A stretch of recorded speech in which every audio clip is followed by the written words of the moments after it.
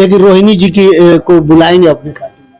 नहीं, देखिए, बड़ी बहन है, उनके गोद में हम खेले हैं, तो उनको अगर आना होगा हमारे संगठन में तो आ सकते आपके हैं। परिवार से तेजस्वी जी, चाहे लालू जी, चाहे राबड़ी जी, कोई नहीं बोला रोहिणी जी को लेकर के? से बड़े बेटे थे, ये चाहते तो ये भी कह सकते थे कि नहीं भाई हम ही फर्स्ट फेस बन करके पार्टी रहेंगे। ज्वाइन कर रहे हैं तेज प्रताप जी के, स्वागत है सबसे पहले।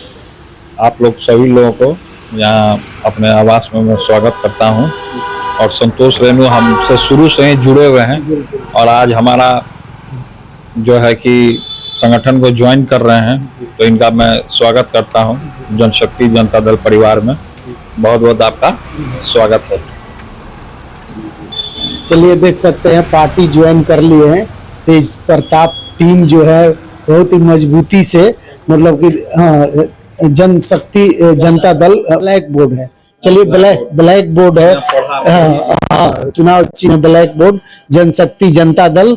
कैसा लग रहा है भैया? बहुत अच्छा लग रहा है। हम तो शुरू से हम इस परिवार के हिस्सा हैं, और अगर राजनीति हमने जो भी सीखा राजनीति के क ख ग घ अपने गुरुजी से हमने सीखा। इसके पहले हमको अपने संगठन में, एक संगठन में राष्ट्रीय अध्यक्ष बनाए थे, एक संगठन में राष्ट्रीय प्रधान महासचिव बनाए थे। जहां तक हमारी ताकत रहती है, पूरे जनता जनार्दन के साथ उनके आशीर्वाद से चलते रहते हैं। गुरु जी का आशीर्वाद रहता है। अभी प्रदेश अध्यक्ष पूर्व में पहले संतोष रेणु, एक मिनट, पूर्व में पहले संतोष रेणु जी को यदुवंशी सेना का हम राष्ट्रीय अध्यक्ष बनाए थे, ठीक है। फिर उसके बाद ये फिर डीएसएस में बने ही, फिर उसके बाद अपना पार्टी ज्वाइन किया हमारा जनशक्ति जनता दल ब्लैक बोर्ड छाप। तो इस पार्टी में क्या पद है, क्या प्रभार? ये प्रभार इनको दे दिया जाएगा। पहले आज तो इनका ज्वाइनिंग कराए हम, फिर पद जब मिलेगा तब आप ये बता देंगे खुद आप लोगों को, सभी लोगों को। अच्छा, पार्टी अगर जीतती है तो जनता के लिए क्या कुछ रहेगा? जनता के लिए तो हम तो लगातार कह रहे हैं कि जनता को, युवाओं को, नौजवानों को, सबसे पहले कि बिहार से जो बाहर जा रहे हैं नौकरी करने, उनका पलायन को रोकने का हम काम करेंगे, रोजगार देने का काम करेंगे। रोजगार देने का। हमेशा महुआ के लिए क्या कुछ कहिएगा? महुआ तो हमारा पूर्व में भी क्षेत्र रहा है, और अभी भी महुआ क्षेत्र है, और हम वहां से चुनाव लड़ेंगे, और फिर नया महुआ का विस्तार किया जाएगा, नए तरीके से बनाया जाएगा वहाँ सब चीज। कितने सीटें पे आपकी पार्टी लड़ेगी? अभी संगठन हम लोग डिस्कस कर रहे हैं, फिर उसके बाद हम आपको बता देंगे कितने सीटों पे हम लड़ेंगे चुनाव। अभी तक कोई निर्णय नहीं लिया? नहीं, अभी निर्णय नहीं लिया गया। अभी देखिएगा तो बड़ा चल रहा है, संजय यादव पे भैया टिप्पणी भी किए हैं। क्या कुछ कहिएगा किडनी देने के लेकर के? उनपे कुछ चल रहा है टिप्पणियां, उसके बाद वो पोस्ट भी आज करी है। किडनी दे रहा है बहन आपकी? नहीं, हमारी बहन तो किडनी दे चुकी है। दे चुकी, लेकिन सवाल उठ रहा है। नहीं, हमारी बहन जो भी वो सवाल उठा रही हैं, वो बिल्कुल सही सवाल उठा रही हैं, और जिस तरीके से उन्होंने जो योगदान देने का काम किया है, बलिदान देने का काम किया है, तो ये समझिए कि सभी महिलाओं को उनसे प्रेरणा लेनी चाहिए कि अपने पिता के लिए किस तरीके से बलिदान दे दिया। अपना शरीर का एक अंग पिता को जरूरत पड़ा तो समय पे योगदान उन्होंने बलिदान दिया। लेकिन रोहिणी जी पे बहुत सारे लोग टिप्पणी भी कर रहे हैं, इसीलिए वो पार्टी से भी बोल रही है कि हम पार्टी में चुनाव भी नहीं लड़ेंगे। नहीं, बिल्कुल सही बोल रही हैं, वो अपनी जगह पे बिल्कुल सही हैं, राइट हैं। वो कौन क्या है, कौन जयचंद है, मैं उन लोगों का नाम भी नहीं लेना चाहता हूँ। कौन क्या कर रहा है, किसको तोड़ रहा है, ममोड़ रहा है। अभी हमको जनशक्ति जनता दल को मजबूत करना है, उसी में हम लगे हुए हैं। हार जीत अलग की बात होती है, हार जीत चुनाव में लगा रहता है, उस पर हम नहीं जाते हैं। केवल अपना संगठन मजबूत होगा, जनता को मजबूत करना है, जनता के हक के लिए लड़ना है। लेकिन रोहिणी जी की को बुलाएंगे अपनी पार्टी में? नहीं, देखिए, बड़ी बहन है, उनके गोद में हम खेले हैं, तो उनको अगर आना होगा हमारे संगठन में तो आ सकती हैं, नहीं आना होगा वो उनके ऊपर डिसीजन है। हम किसी के ऊपर कोई प्रेशर नहीं करते हैं। लेकिन बहन के लिए भाई खड़े हैं तेज प्रताप। तो हम तो हमेशा खड़े रहे हैं सभी लोगों के लिए। लेकिन आपके परिवार से तेजस्वी जी चाहे लालू जी चाहे राबड़ी जी कोई नहीं बोला रोहिणी जी को लेकर के जो टिप्पणी ये की? सवाल आप उनसे कर लीजिए, ये सवाल आप उनसे कीजिए।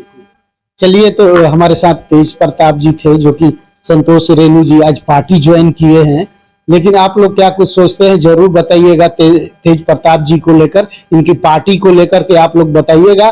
कौन कौन चाहता है कि बिहार में ये एक बड़ा चेहरा, हाँ वो तो ही है, लेकिन बड़ा चेहरा उभर के सामने आए, बिहार में एक अच्छा कदम है क्योंकि युवा जो है ना भाई इनके फैन है, एक अलग ही मिजाज रहता है हमेशा। और चुनाव में देखते हैं कितना सीट पे लड़ते हैं, आगे फिर मिलेंगे और बातचीत होंगे। भैया लास्ट में कुछ कहना चाहेंगे इस पार्टी के लिए? जनशक्ति जनता दल परिवार का एक सदस्य बन करके बहुत गौरवान्वित महसूस कर रहे हैं।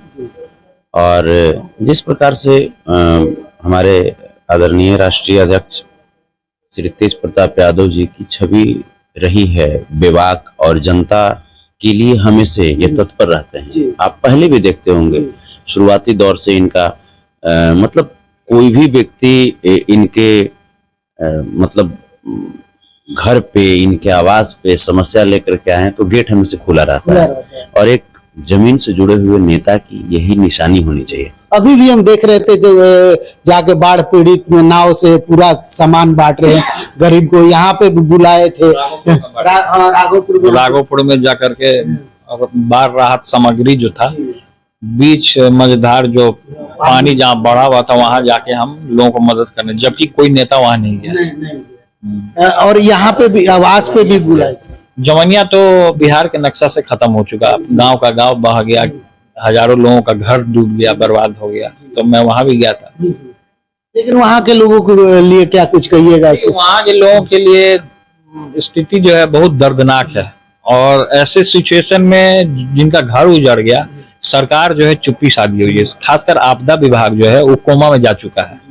इस पे कोई सरकार मदद नहीं किया, आर्थिक मदद भी नहीं किया, कोई मदद नहीं किया, जिसका कारण है कि अभी भी लोग रो रहे हैं, बिलख रहे हैं। तेज प्रताप जी की टीम अगर जीतती है, वहां से कोई सांसद जीतता है तो? नहीं, हमारा देखिए संगठन जो है जनशक्ति जनता दल जो पार्टी है वो जीतता है तो वहां पे काम करेगा, और क्या। जो नहीं काम करेगा फिर उसके ऊपर पार्टी कार्रवाई भी करेगी। क्या कुछ कहेंगे लास्ट में?